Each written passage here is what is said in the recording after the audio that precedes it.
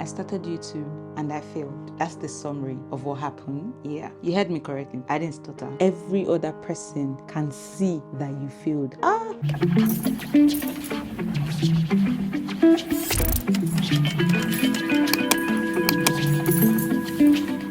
Hi guys, welcome back to my YouTube channel. My name is Esther. If you're new here, you're welcome. Please do not forget to hit the subscribe button. If you're a returning subscriber, you already know you're my G, my guy. Welcome. I film about faith, lifestyle, and anything that comes to mind. Rants like this one. I hope you enjoyed this video. I'm going to try as much as possible to make it very short. But yeah, welcome to my YouTube channel. You will definitely love it here. So just stick around, subscribe, hit the notification bell so that you get notified whenever I drop a banger.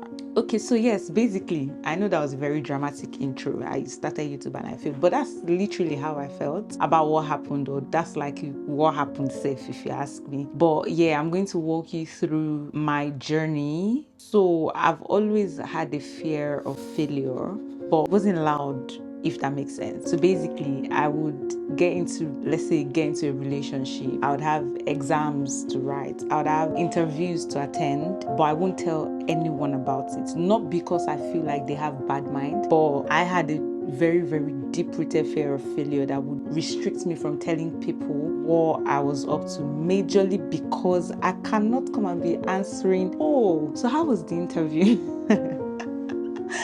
Just in case I failed. Like, that's literally, honestly, that's literally what would be on my mind. Oh, what if I failed? What would I not tell people? How will I not come and explain to people that I failed though? You know, if I didn't tell you what I was doing and I failed, cool story. Like, I'll take it to the chin. I'll deal with it myself, but no one else knows that I've failed. That's how I would approach things, approach life. So if I had, example, when I was coming to this country, I didn't tell my friends about my visa application and all of that, just because I was thinking, what if I get rejected? What if my visa does not get approved? How would people not come out? And you know, people would therefore ask you like, oh yeah, so how was the interview? I mean, if you tell me that you have something coming up, even me, I would ask you, oh, how did it go? I just felt like it's worse off when people know about my failure. Like, if I fail, I know how to internalize it. I know how to deal with it myself. But to come and be updating people, it's hard for me. It's very, very hard for me. I wouldn't even say these things in past tense.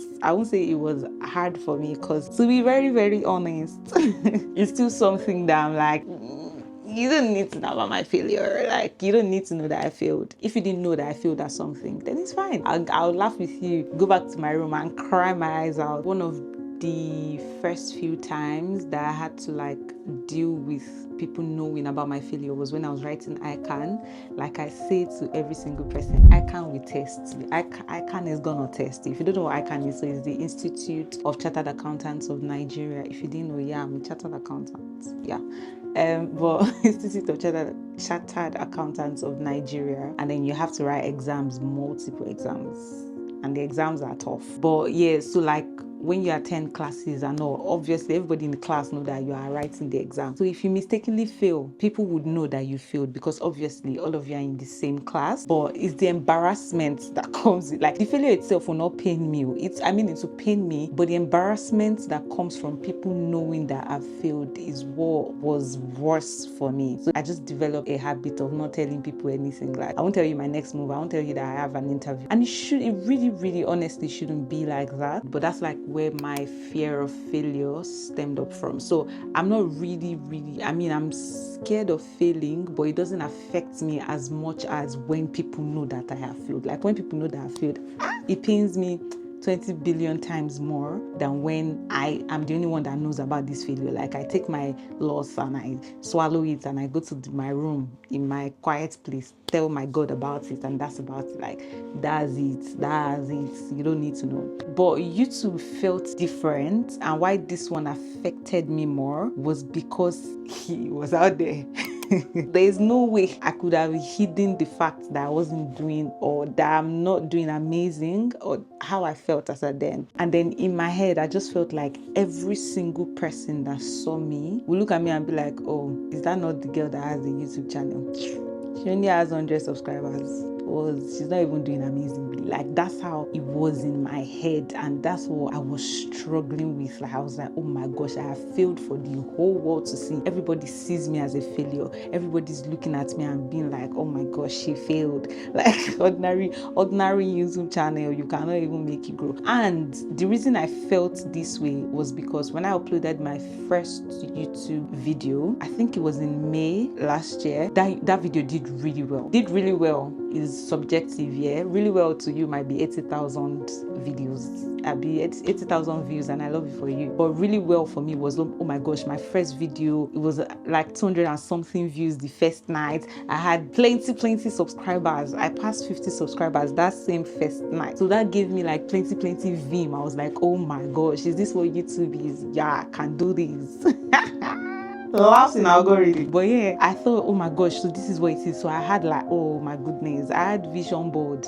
I was like, so if I'm able to upload a video every weekend, before the end of the year, that was last year, I would have hit 1,000 subscribers. Let's go there. Like, that was my goal and ambition and everything. But the first thing that hit me was 9 to 5. So I had to like go into the office 5 days a week. Then editing the videos was stressing my life. Like, I completely love editing my videos. Like, it just gives me so much joy. Even now that I have an amazing editor that helps me with editing, I will not lie, most of the time when I'm watching the video, I'm like, let me remove this, let me add this. I definitely end up touching that video. Like, there's no way. She does it perfectly, but something in my brain will still be like, okay, maybe if I put this one here, maybe I should cut this up. And then I'll just be praying in my head that I hope she does not call me out on it or something, because she's amazing. But I just completely enjoy creating content. I completely enjoy editing videos, even before I started YouTube. But editing was stressing me out because I didn't have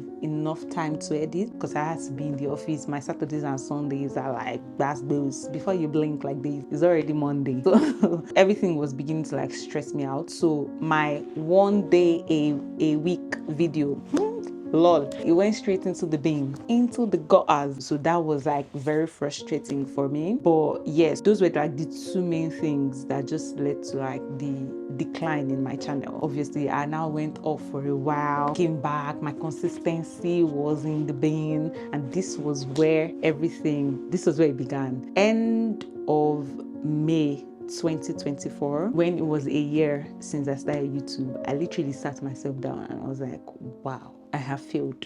This is failure. Esther, you started your YouTube channel 1 year ago and you cannot even boast of 200 subscribers. At least 500 subscribers. Wow. And you know this is what I was telling myself, and you know what is worse? Every other person can see that you failed. That's how I started thinking of my life. I was so sad. Like, I saw a video just before I started filming this video, and the person was saying to delete YouTube Studio. Oh my gosh, I will refresh that app, refresh, and I'm seeing that the video is only increasing by 1 view, 2 views. That started affecting me. I mean, it didn't affect me. All this thing that I'm saying, it's not like I start crying and all of that. No, but I just felt very, very bad that, oh my gosh, I'm failing and everybody's seeing that I'm failing. And then I'll be looking at my friends or just see like my church members, few of them that knew that I had a YouTube channel or that I have a YouTube channel. When I'm with them, I'm just thinking, oh my gosh, what are they thinking? Or if they just whine me and they're like, hey, vlogger, in my mind, I'm like, oh my gosh, they're insulting me.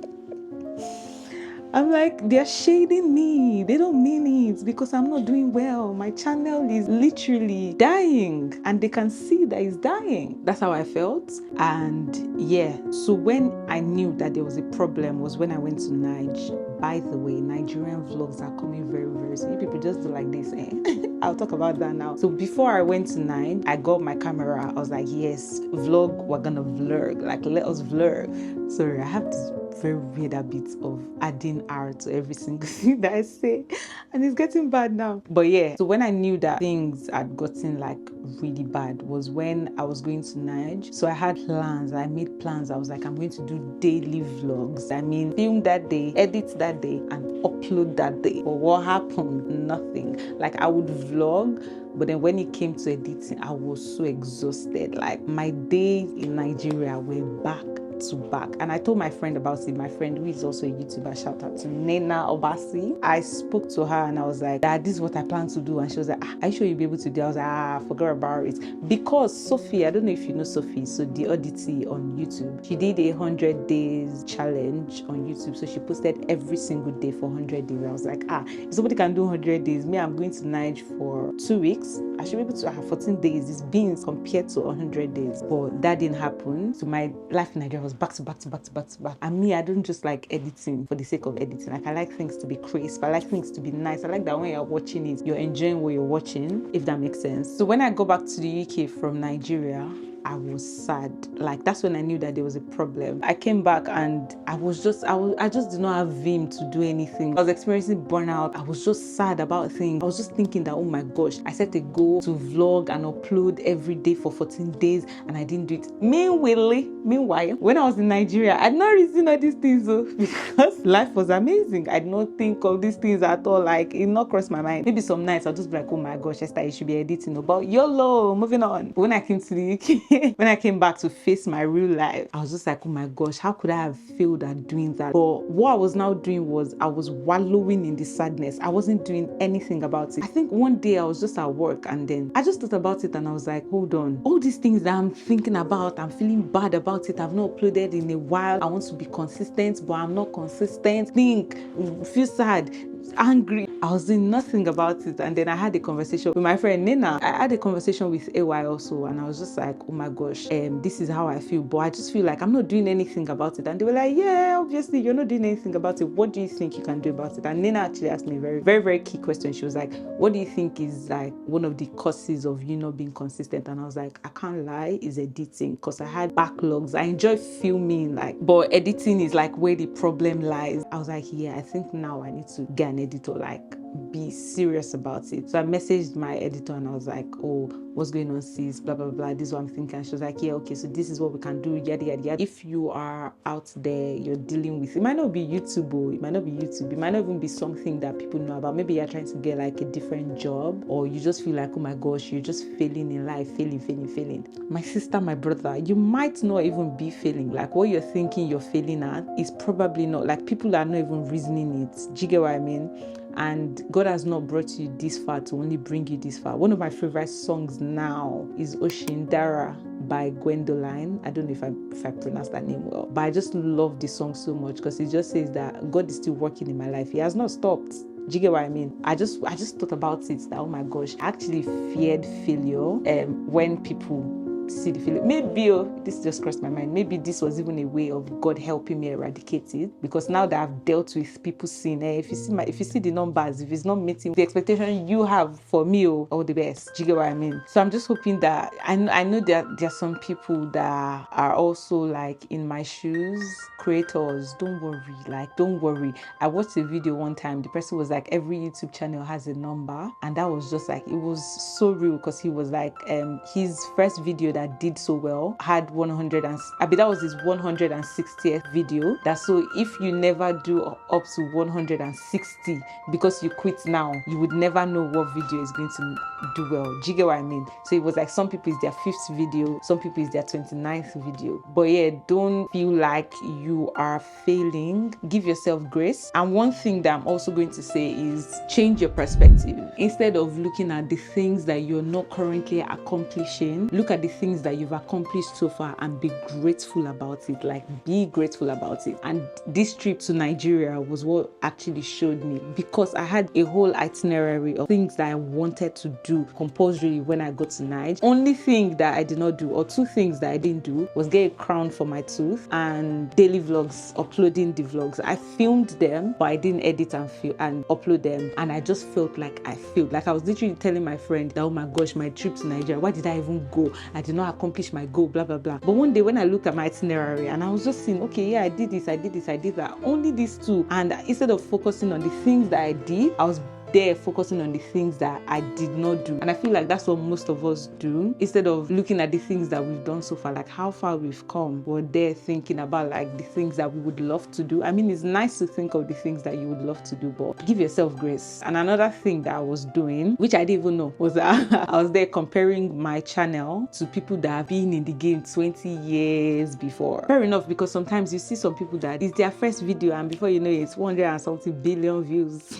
But yeah, I'll just say, like, give yourself grace. I honestly don't know where I was headed with this video. If you think you're failing, if you feel like you're a failure, I just want to tell you, you're not failing. You are not failing. You're just learning to do things better. Thank you, Holy Spirit. Chebi is the guy that did Bob. Yeah, so it was the guy that was it the one that created Bob or something. That was his number what trial before it worked, and that's what all of us are using now. And experiment. Like, life is all about experiments. Honestly, none of us know what we're doing. But yeah, if you're a creator, you're just starting off, you're like me, give yourself a pat on the back. You're trying at whatever you're doing in this life. You're trying. Give yourself grace. Be grateful to God for how far He has brought you, because you've tried. The dreams that we've set to achieve, all the things that we want to achieve in accordance to His will, God will give us the grace to achieve them in Jesus' name. I really hope this video blesses you. Don't give up. Now give up, mess up. I really hope that you have an amazing time whenever you watch this video. Please do not forget to like, share, comment, and subscribe, all that good stuff. And yeah, anticipate the next few videos will be my Nigerian vlogs that did not come out when they were meant to come out, but they are still coming out. Until I see you in the next one. Bye guys.